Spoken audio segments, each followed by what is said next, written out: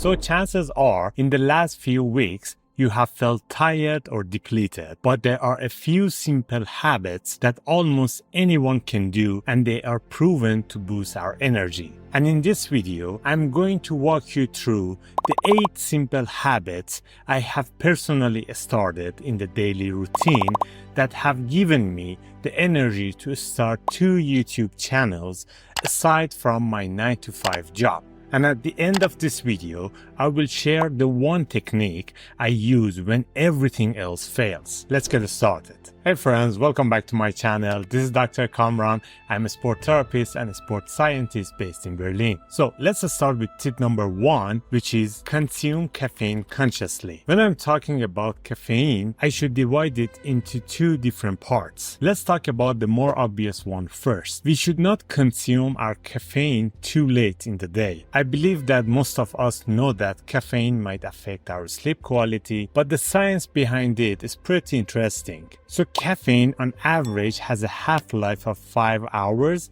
which means that around 50% effect of the caffeine will last almost 5 to 6 hours in our body. But the second phase of that caffeine might last longer, somewhere between 10 to 11 hours. Let's say you have a cup of coffee at 4 p.m. every day. It's going to peak in your system around 4:30 to 5 p.m., which is great if you want to go to gym and do some exercises and feel energized. But 5 hours later at 9 p.m., when you're maybe trying to wind down and get ready for bed, you still have half of that caffeine left in your system, and that will cause you some discomfort, or it might lower your sleep quality. I have heard some people say that caffeine does not have any effect on their sleep and they can go to sleep easily. That is perfect, but there is a study that measures the sleep quality of people who drank caffeine, and they show that even if you can go to sleep easily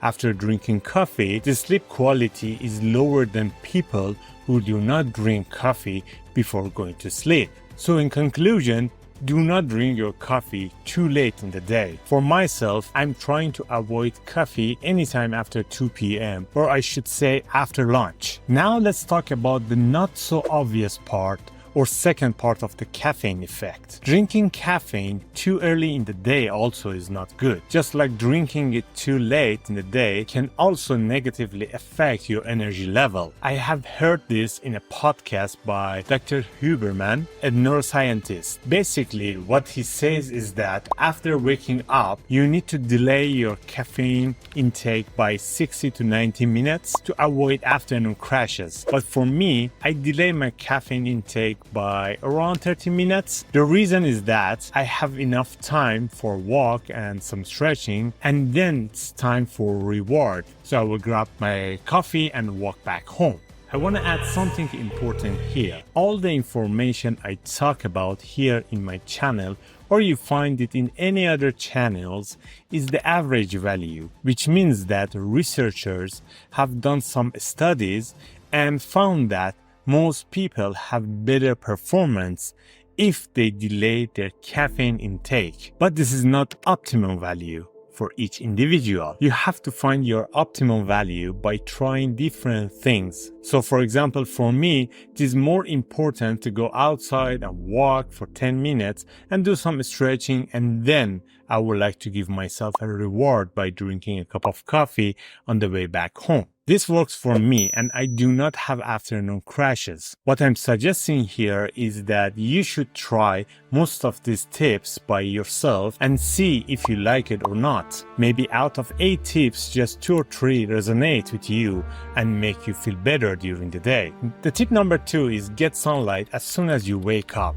My second habit is to go outside and get some morning sunlight as soon as possible after waking up. I used to start my day in a way that I think a lot of people do, which means that scrolling on Instagram, Twitter, or checking emails until I have to go to bathroom. But after reading some books and listening to some podcasts, I have decided to make small changes in my morning routine to see if it has any effect on my life. I decided to start my morning by walking outside. Honestly speaking, it has had a huge effect on my energy and my productivity during the day. This has been proven by studies as well. In a study in the Journal of Environmental Health, the researcher reported that when we view sunlight first thing in the morning, we get so many benefits out of it, and it can increase our energy and improve our moods throughout the day. Also, it syncs our circadian rhythm, which lets us sleep better at night. For me, I prefer to do 10 minutes of walking outside plus some stretching and mobility to increase my blood circulation, and also be proud of myself that at least I have done a few minutes of exercises in the day, even if I cannot do a proper workout during the day. But for some people, it might be a bit difficult if they have kids or some restriction to do any activities, especially in the morning. I recommend that just do 2 minutes of stretching at home and try to go in front of the window or a balcony and be in front of the sun just for a couple of minutes. Even 2 minutes on a sunny day has been shown to have lots of benefits. But here is Berlin, and 7 or 8 months of the year we do not have enough sun, but still walking outside can increase your energy and boost your mood even if there is not much sun outside. Pro tip: for some people it's difficult to go for a walk in the morning. So what you can do is you can go to the nearest park and sit there for a few minutes and do some simple stretching. That will help you a lot down the road. Tip number 3 for improved energy is to avoid eating a sugary breakfast. As a kid, we have been told to eat sugary stuff when we wake up, and that was okay when we were kids. But now that we do not have limitless energy, we have to be a bit more cautious about what we eat for breakfast. It has been suggested to eat a breakfast with high protein and a healthy fat and fiber. Studies shows that eating high protein and healthy breakfast with low sugar levels will increase energy levels during the day, and you can sustain it throughout the day. So if you are like me and you love sugary stuff like donuts, please eat them after a meal for dessert and not on an empty stomach. Let's talk about the workplace. Please remove the biggest distractions from your work area. Do you know one of the biggest lies we have been told is that humans can multitask? Probably we cannot. Or if we can, we are going to waste lots of energy switching back and forth between different tasks. This is not only makes us more tired and less energized than if we were to work on a single task at a time, but it also makes us less productive. According to the studies, it can take up 20 minutes to get back into workflow once we have been disrupted. And now imagine how many times a day we try to multitask. So what I prefer to do whenever I start working is that I leave my biggest distraction, which is my phone, somewhere on the other side of the room or in my pocket. I used to have my phone next to me all the time, and every single time that I had a notification, I got distracted and had to refocus again, and that was draining my energy during the day. But now I find that I have so much more energy and focus and get more work done when this thing is out of my office, ideally in another room. So I don't see it even when I take a break. And the reason I do this is that even if my phone is face down or completely turned off on my desk, it still implicitly distracts me. Number 5 is not planning, is planning to fail. I learned about the next tip from the book Deep Work by Cal Newport, I think.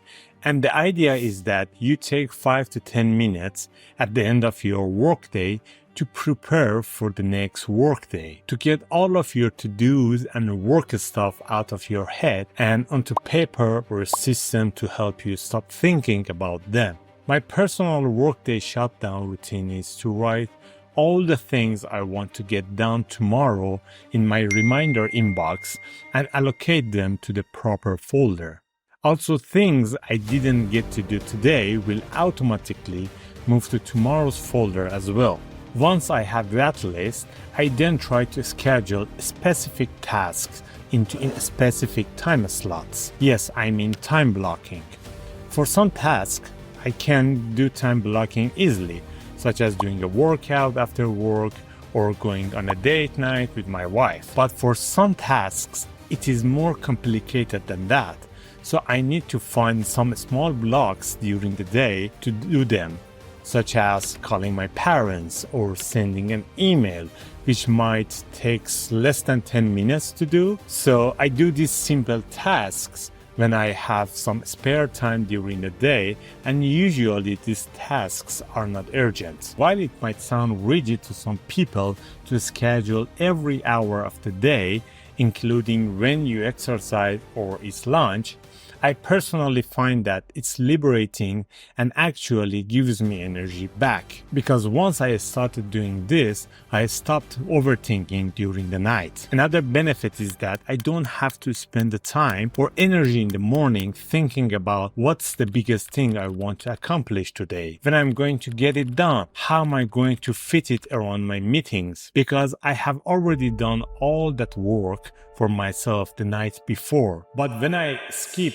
the routine, that might happen from time to time, I will do it first thing in the morning to organize my day and make sure I perfectly use my day and also I'm productive. The sixth tip is to go for a walk after a big meal. Studies shows that going for a walk after a meal for as little as 2 or 5 minutes can help regulate your digestion and your glucose level. For me personally, I try to go to a colleague and walk with them through our center to talk about some patients or some stuff, and also be active and not sit too much. Whenever I have a patient after my lunch and I cannot be active, I feel like I have an afternoon crash, which is not helpful at all. And when you have back-to-back patients, it's going to be really tough. If you cannot take a walk after a meal, maybe because you don't have time, there are a couple of other things you can try. For example, take the stairs in a state of elevator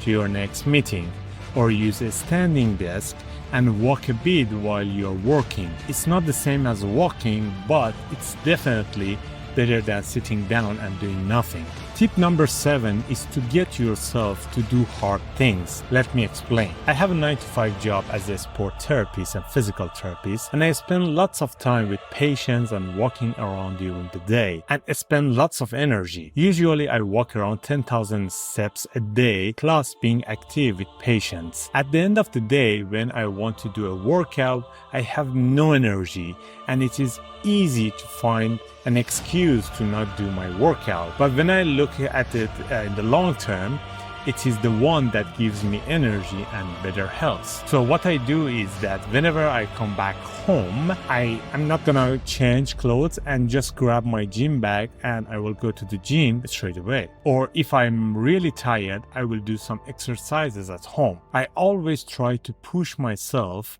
physically. For example, whenever I feel I'm done and I cannot do anything more, I will stand up and do something. It doesn't matter what it is. It could be something as simple as washing the dishes or cleaning some stuff, but it can help you a lot. I started doing that a couple of years ago, and now I have more energy during the day, and I'm constantly pushing myself even 10 more minutes each day to do another activity that needs physical power to make sure I increase my energy and power all the time. In a minute, I will share the strategy I use for more energy when all else fails. But for now, let's talk about tip number 8, optimizing your sleep environment. Possibly the best thing you can do for more energy that no pill or energy drink or even workday routine can do is to get enough good quality sleep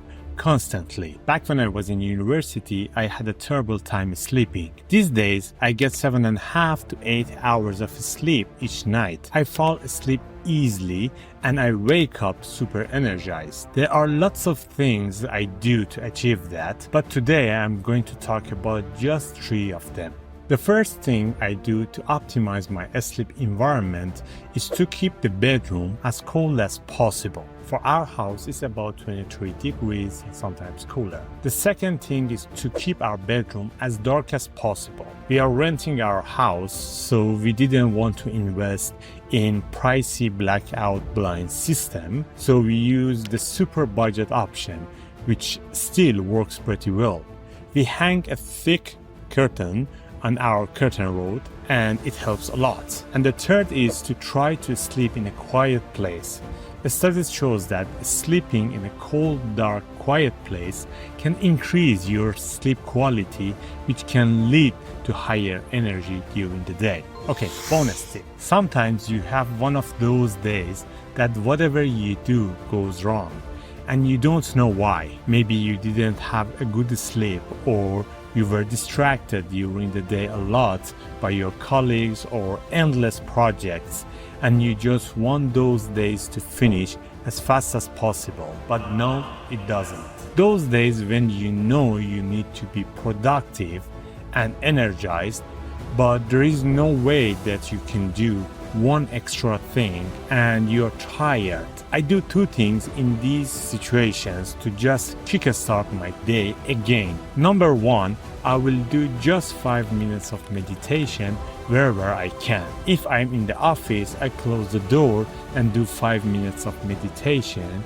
Or if I cannot find any place, I would go to a toilet, put on my AirPods, and listen to a meditation for 5 minutes. The second thing is a cold shower. If I'm at home, I will jump onto the bathtub and take a cold shower for just a minute or two to boost my dopamine level, which gives me more energy and motivation. It has been proven that just doing a cold shower for 2 minutes can increase your mood and energy. After these two things, I will feel so refreshed and have energy for several hours. Those are my tips for you. If you have any strategies or tips, let us know in the comment below. Thanks for watching.